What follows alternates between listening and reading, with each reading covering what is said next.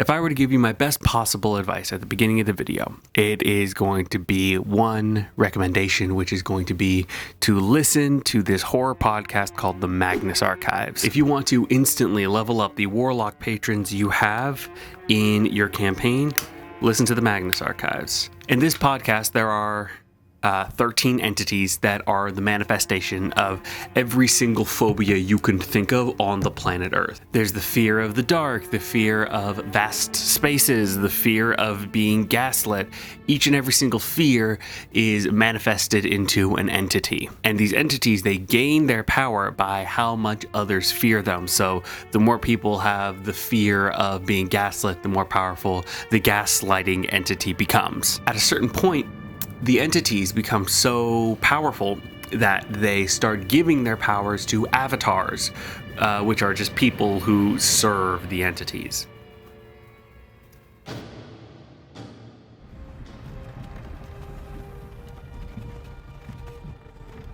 Now, am I saying you should directly rip off this podcast for your D&D game?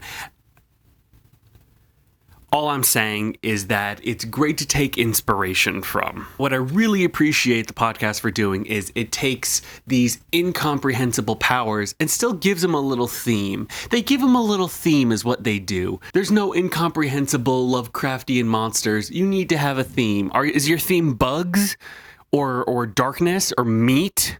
Are you the meat monster? One of my favorite entities is the stranger, and it is because the stranger is the fear of being lied to. It's the idea, the scary idea, that what appears to be real isn't real.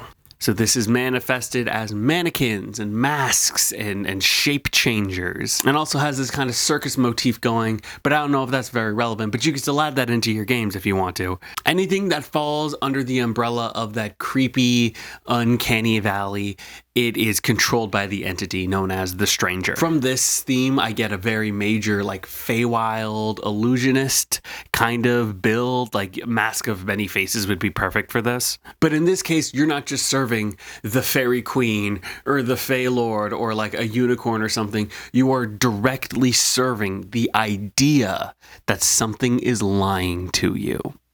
And I feel like that's so much more evocative than just a fairy or a hag. I mean, you could worship just what is it, the Great Old One, which is just an all-knowing sort of patron, or you can worship the eye, the beholding, the fear that something is watching you, something that you can't see that is watching you constantly.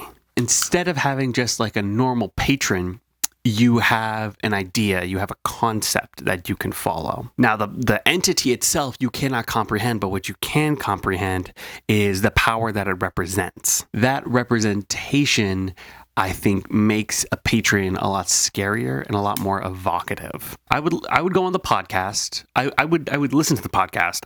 I would listen to the podcast if I were you. If not, you can just look on the wiki, look at the different entities, and try to get some kind of inspiration from it. That way you can take your patrons from just an archfiend or something and turn it into something a whole lot more terrifying. Now you have this part of your world where fear isn't just a feeling, but something with ambition, something with a plan, and it needs your help.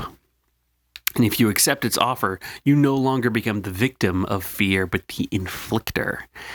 And not many get an opportunity to move up in the food chain. Now you've become one of the many digits on the hand of manifested fear.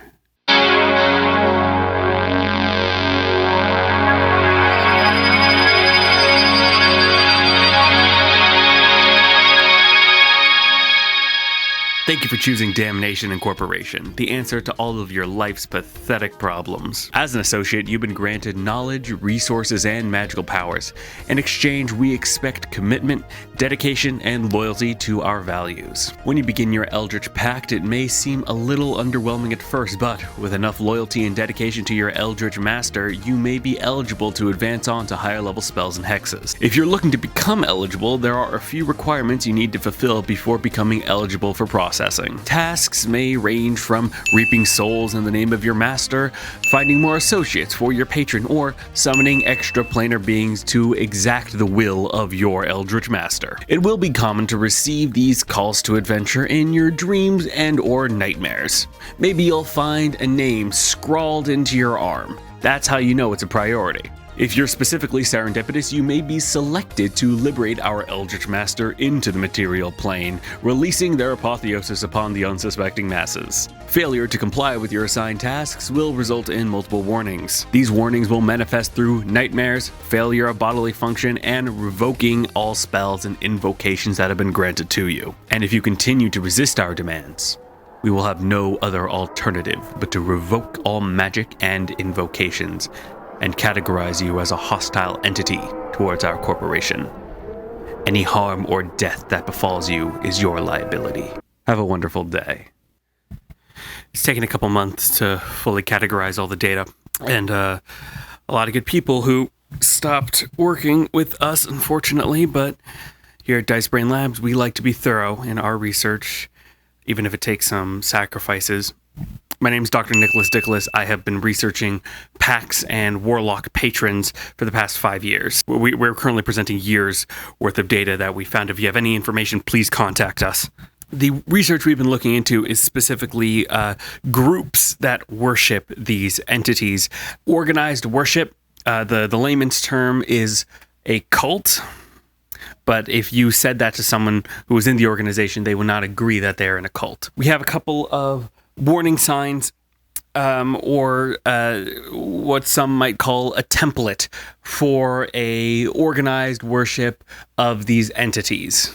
Think of this as a template to create your own entity and worship group if that's something that you desire. The first part of the category is, of course, their mysterious agendas. Of course, we don't know what they're plotting. I don't think they even know what they're plotting, but they're plotting something. A lot of the members don't know what they're plotting. A lot of it relies on pure blind faith and what their leader is expecting them to do. The more mysterious the agenda, the creepier the group seems to be. After that, there's typically going to be a structured hierarchy.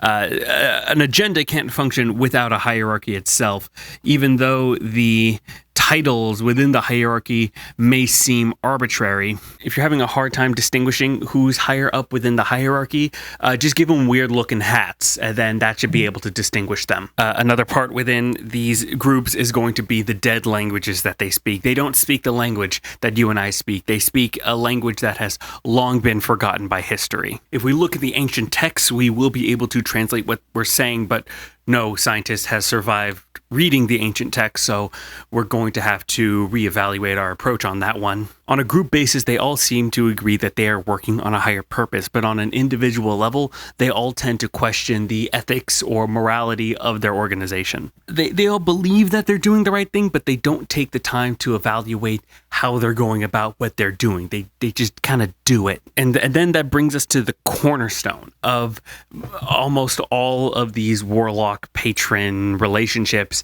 is that action is transactional. What this basically means is that the patron isn't going to do something nice for you just because you ask. You need to provide something in exchange for otherworldly intervention. With your patron, you're basically just paying for a miracle.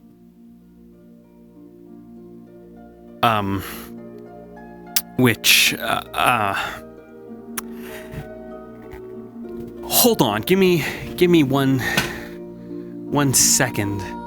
They don't speak the language that you and I speak. With your patron, you're basically just paying for a miracle. If you're having a hard time distinguishing who's higher up within the hierarchy, just give them weird-looking hats. This can't be true. I don't believe any of it. This... Oh, God.